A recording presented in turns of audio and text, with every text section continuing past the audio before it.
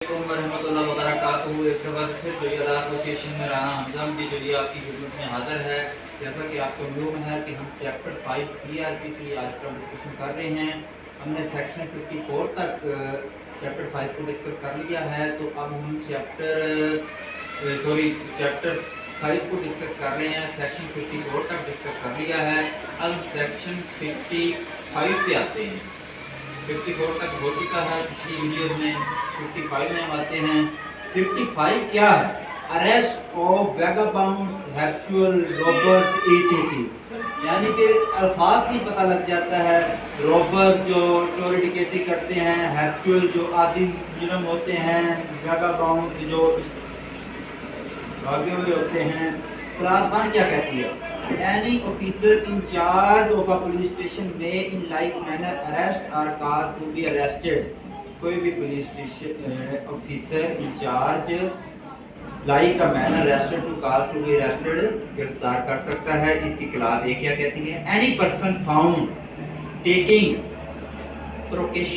Precaution, जो अपने आप को छुपा रहा है, टू कंसील अपने आप को, हिज प्रेजेंस अपनी मौजूदगी को, with in the limits of such station, police station की हदूद के अंदर से, पुलिस स्टेशन की हदूद के अंदर से, under circumstances which afford reason to believe that he is taking such precaution with a view to committing a cognizable offence। Class ए ये कह रही है कि सिंपल, अगर कोई शख्स अपने आप को छुपा रहा है, वो किसी कॉग्निजेबल ऑफेंस में है, तो पुलिस उसे किसी भी जगह पे वो पुलिस को मिलेगा तो पुलिस उसे पकड़ सकती है। आगे आते हैं class 2। Any person within the limit of such station who has no ostensible means of subsistence or who cannot give a satisfactory account of himself। ऐसा शख्स जो पुलिस स्टेशन की लिमिट में अपने आप को वाज़ेह तौर पे अपनी पहचान नहीं करवा रहा और अपने आप को शिनाख्त नहीं करवा रहा, पुलिस उसे भी विदाउट वारंट गिरफ्तार कर सकती है। क्लास ई कहती है any person who is by repute and habitual robber, कोई ऐसा शख्स जो हैप्चुअल यानी आदी मुजरम हो, जो पहले भी उसके खिलाफ क्रिमिनल कार्रवाई हो चुकी हो, FIR वगैरह हो चुकी हो, हाउस ब्रेकर और थीफ, यानी जो किसी के घर की दीवार तोड़ के दाखिल हो चुका हो या चोर हो, और any habitual receiver of stolen property, या किसी के जमीन को हथिया चुका हो, known it to be stolen or who be repute habitually commits extortion or in order to committing of extortion habitually puts or attempts to put person in fear of injury। Simple that इसमें ये बताया गया है section 55 में, कोई भी शख्स जो हैप्चुअल ऑफेंडर होगा, आदी मुजरम होगा, जो भी शख्स आदी मुजरम होगा, चाहे वो चोर हो, चाहे वो रॉबर हो, चाहे वो स्टोलन प्रॉपर्टी के इल्जामात में पहले आ चुका हो, ऐसी किसी भी कंडीशन में पुलिस के पास मुकम्मल अख्तियारात हैं। Without magistrate any order, police has full power to arrest him, police उसे मुकम्मल तौर पर गिरफ्तार कर सकती है। आगे आते हैं सेक्शन 56 पर। Procedure when police officer deputes subordinate to arrest without warrant। Procedure when police officer deputes subordinate to arrest without warrant, कि उसका सबऑर्डिनेट विदाउट वारंट डिस्प्यूट की बुनियाद पे कब गिरफ्तार किसी शख्स को कर सकता है? When any police in charge of a police station or any police officer making an investigation under chapter 14 requires an officer subordinate to him to arrest without a warrant, otherwise than in his presence any person who may lawfully be arrested without a warrant, he shall deliver to the officer required to make the arrest an order in writing specifying the person to be arrested and the offence or other cause for which the arrest is to be made. The officer is so required shall before making he arrest notify to the person to be arrested the substance of the order if so required by such person shall shown in the order. अगर किसी भी police officer को या उसके subordinate officer को ये हदायत दे दी जाए कि फलां बंदे को आपने गिरफ्तार करना है, तो उसके पास मुकम्मल अख्तियारात हैं तो उसको गिरफ्तार कर सकता है। आगे आते हैं सेक्शन 57 पर। Refusal to give name and residence.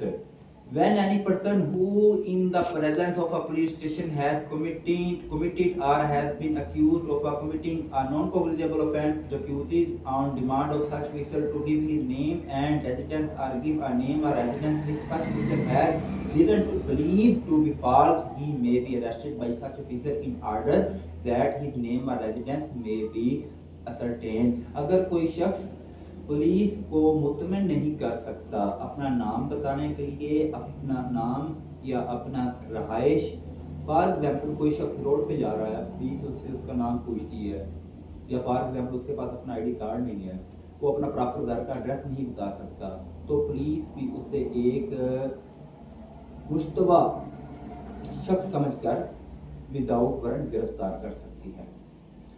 Class 2 कहती है when the true name and residence of such person has been ascertained, he shall be released on his executing a bond with or without surety to appear by for a magistrate। अगर कोई शख्स magistrate के सामने उसी शख्स को जिसको गिरफ्तार किया गया हो, वो मजिस्ट्रेट के सामने अपनी अपीयरेंस शो करवा दे, अपना आईडी कार्ड या अपना एड्रेस वगैरह, तो पुलिस मजिस्ट्रेट उसे मुचलका दे के भी या शख्सी जमानत पर भी लहा कर सकता है।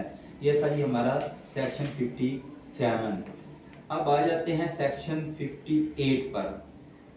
Pursuit of offenders into other jurisdiction. A police officer may, for the purpose of arresting without warrant any person whom he is authorized to arrest under this chapter, pursue such person into any place in Pakistan.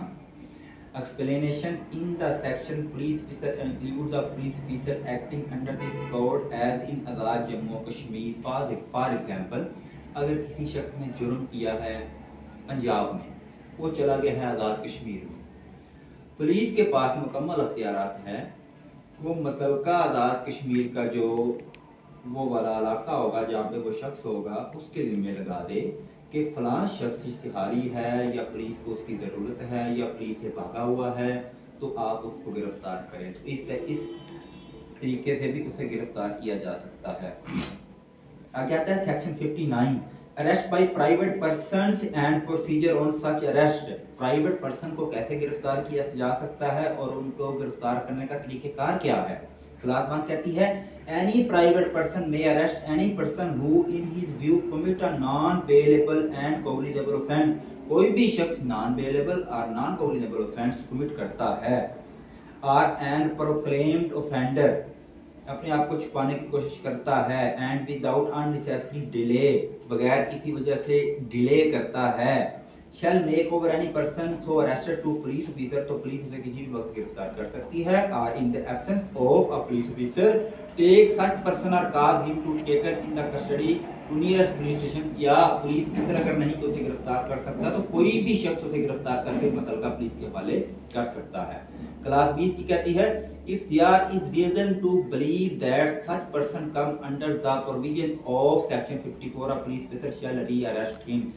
Class यानी कि section 54 के तहत उसे गिरफ्तार किया जा सकता है। क्लास सी कहती है if there is reason to believe that he has committed a non cognizable offense, अगर उसने non cognizable offense commit किया है but लेकिन he refused, वो इनकार कर देता है on the demand of police officer to give his name, police अफसर को अपना नेम बताने से, एंड रेजिडेंस अपनी रहायश बताने से, और गिव द नेम और residence which such officer has reason to believe to be false, he shall be dealt with under the provision of section 57।